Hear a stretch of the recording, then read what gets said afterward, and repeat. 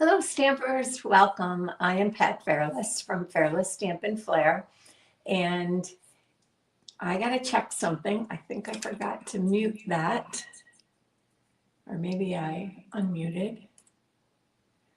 I don't want to get any echoing. I always have audio problems. But welcome. We're going to make a front flap fun fold today. That's what I'm calling it. And let's just flip it down and get started. And I'll explain why I chose this fun fold for this card. So this is the card. This week I am featuring the Velvet Meadow Suite on my blog. And this is made with the Velvet Meadow Designer Series paper.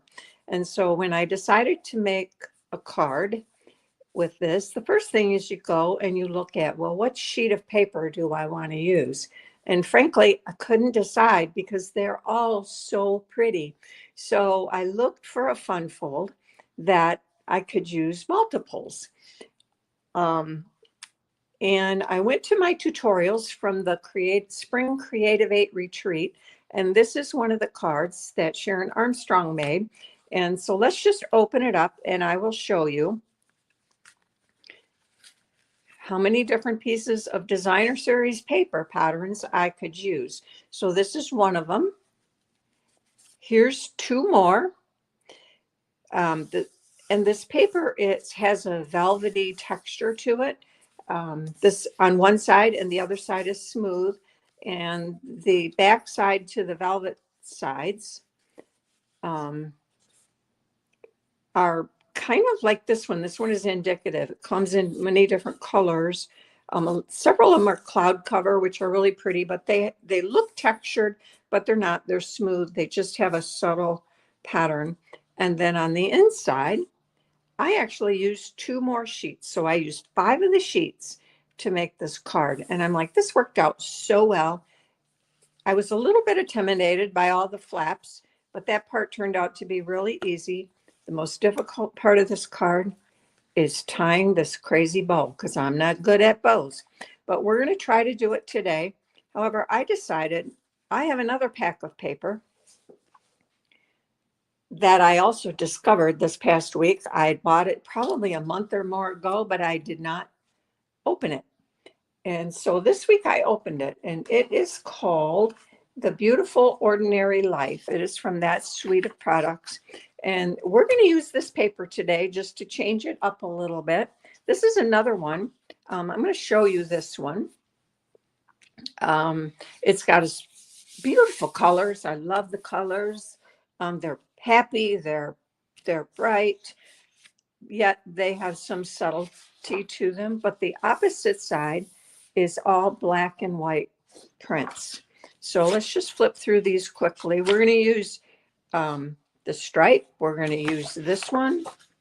And this one's got black and white polka dots on the back.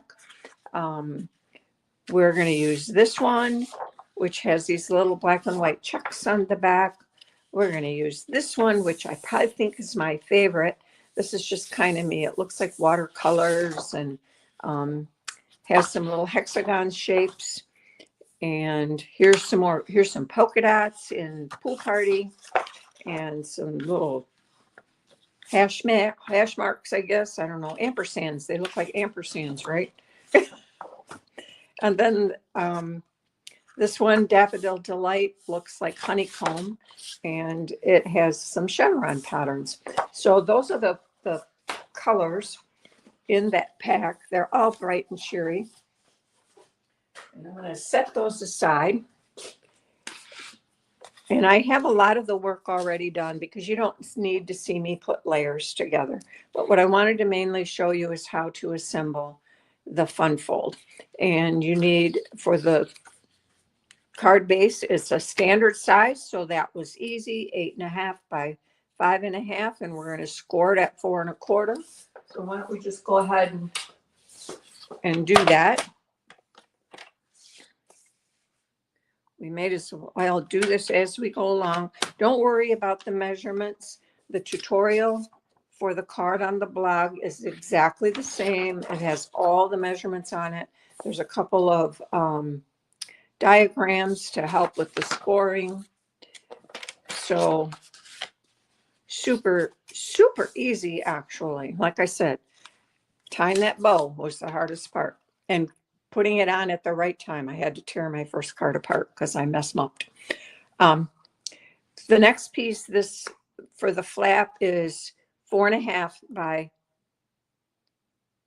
4. Is that right? Does that sound right? 4.5 by 4. And we're going to score it at 4, or you could score it at 1/2. You just want to make sure your 4.5 inch side is across the top. And you could either score it over here at 1/2. It's just easier to go the other way for me. And so we have a little 1/2 inch flap that we'll use to attach that to the card base that we just did. Now, this is going to get adhered right here in the center. And you want to put this on first before you start adding all of your designer series paper. Now, what you want is you really want this to line up. You want your fold here to line up with the edge of your card. But my hint is, before you actually, liquid adhesive works well here, because if I line this up exactly, I got to make sure, and I'll show you when we do it, that when you close this, you can still close this. So I have this, it's a little too far in. So if you use liquid adhesive, you can put this on and then close this, and you have a little time for wiggle room. So that's what we're going to do. You could use tear and tape, but just make that sure that you do want kind of a strong adhesive. So I'd say liquid or tear and tape. The liquid adhesive gives you time to allow it to adjust. So we're going to fold this under, and I'm going to put this, we want to vertically center it as best we can. It doesn't have to be exact. And then open it up, and you can see your fold kind of aligns here. But now go ahead and close this. And if you need to shove it in a little bit, that's fine. If you need to slide it out a little bit, that's fine. But you want to make sure that you can close this when this is closed. If you get it in too far, you'll have a problem. I had that little bit of an issue too. And so what I did then was I just trimmed a smidgen. A smidgen is a really, really little bit, so that I could close that. That's what I had to do on this card. So that was the lesson learned for me.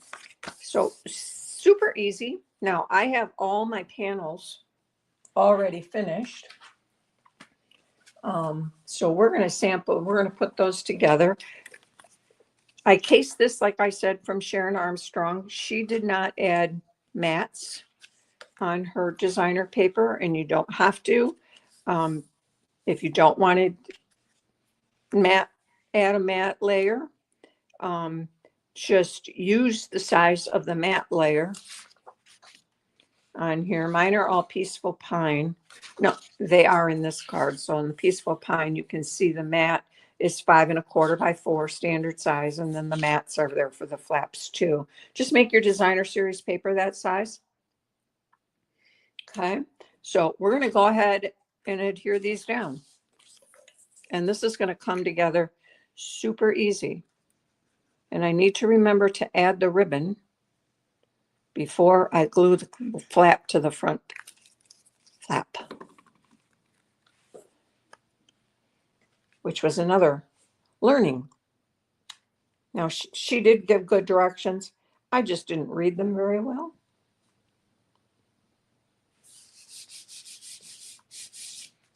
So I'm going to use that designer series paper on the front, and then on the left inside, I'm going to use the stripes. All of these are on Pretty Peacock mats.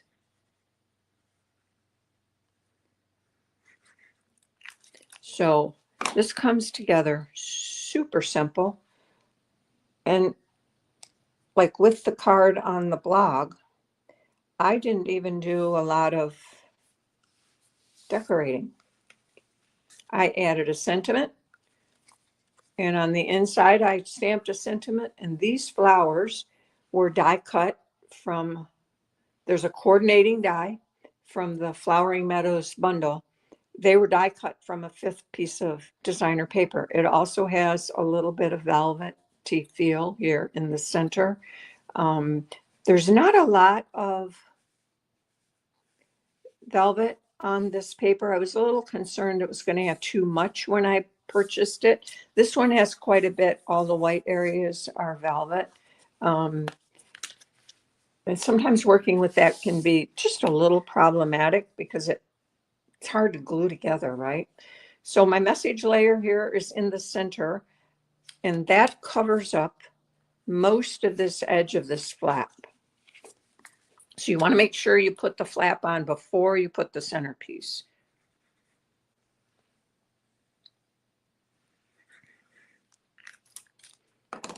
And I probably should look to make sure. I think I'm getting out of the frame a little bit, so we'll try to fix that.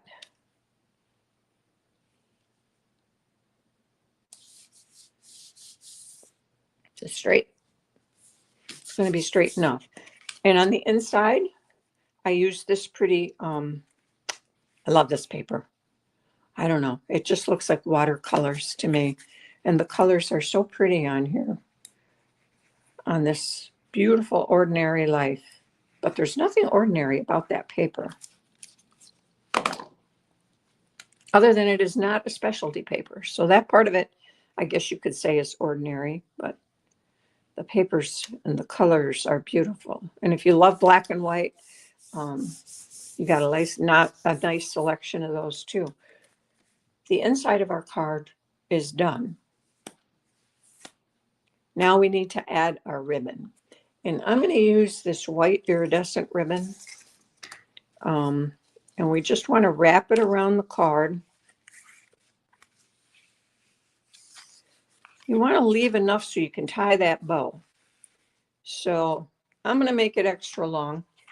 Maybe not quite that long, but I'm going to give myself a good amount.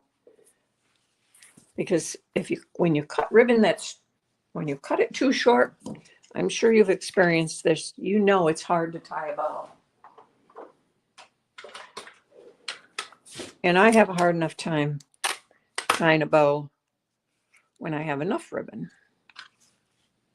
So just center that on this front of this flap. And I like to just take a piece of Scotch tape. You could put adhesive on the back of the ribbon, whatever works best for you. It just kind of holds it in place while I put this on. And on this card, I used the Words and Wishes bundle. I actually, for the sentiments on this card, I also used Words and Wishes for the inside on the happy birthday, this happy birthday here. On this one, I used the dies. They have these die cuts. So I don't enjoy making multiples of the same card.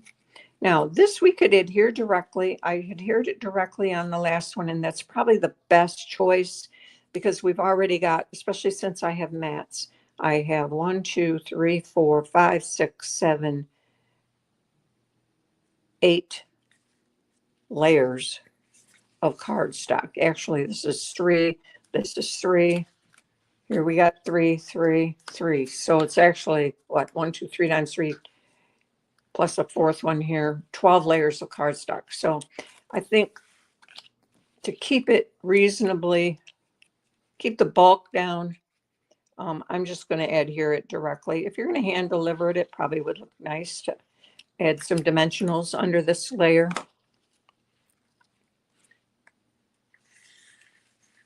So pull that straight and we will just adhere that down. And then the card is done except for the hardest part, which is tying that bow. I did add a few embellishments on here. These are some iridescent pearls. I always debate what am I going to use for embellishments. And when I decided to go with iridescent ribbon, I just wanted to give it a little shimmer and shine. I did, I'm sure you can't see it, but I'm going to flip it around. I did brush a little Wink of Stella on the happy birthday die cut too. Okay, and I'm chatting because I'm trying to avoid tying this bow. But we're going to try. Bows are not my strong suit. So we're going to be patient, okay? Sometimes they turn out really good the first time. Sometimes I have to do them about 5 times before I figure it out. Oh. Sometimes ribbon. Certain ribbons tie easier than others too. And if I could get my finger in there, I could pull this a little tighter. And again, you want to leave enough. I'm actually pretty happy with that one. This goes this way, this wants to go this way. That's okay. But don't cut it too short again, because obviously whoever you give this to is going to open it up and they might want to retie it. So leave them enough so they can retie it. There we go. We have 2 cards now. That was pretty easy, right? But sometimes it just helps to see it. Oh, shall I try to retie this one? I don't know. This one I struggled with. And I'm not sure. What did I do on the other one? Let's try to do it the same. Let's see. I did this first down here. Then I took this over the top and went under and pulled. This one's a little shorter. See, now that one wants to go all cattywampus. I don't know why. It wants to lay this way. And I really want it to lay straight. But it's going to go that way for now. But you don't want to watch me mess with that. So there we go. They're both pretty, right? And I just like to have a little bit of variety. I'm going to flip my camera back, go back over here to my computer.